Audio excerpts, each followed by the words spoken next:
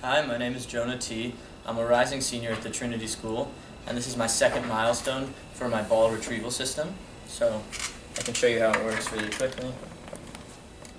I have a pink ball already on the ground. It works by color recognition, so a bright pink ball really helps. And now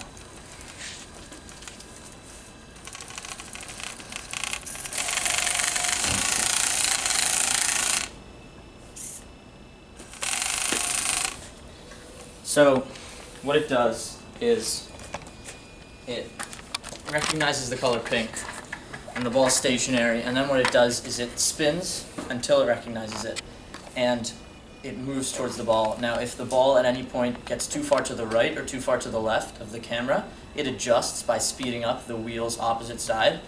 And so basically, until the ball is too close to the camera, like right about here, and it's out of its sight, the camera's approaching the ball. Then at that point, this clamp goes down and the ball's pretty much secure, and then I just had to do a little dance to celebrate, and then it let go of the ball and backed away.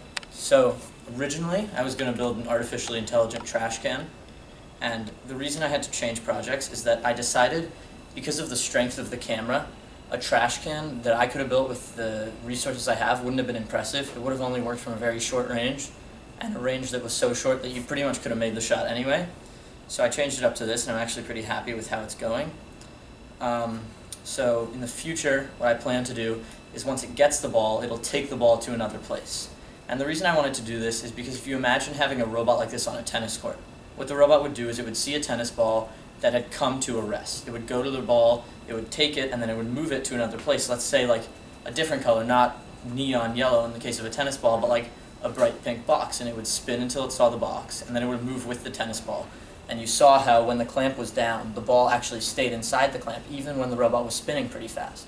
So it could move straight with a tennis ball and actually have no trouble at all. It would take the tennis ball to that box and drop it off, pretty much replacing the ball boy and saving, for example, the US Open a lot of money.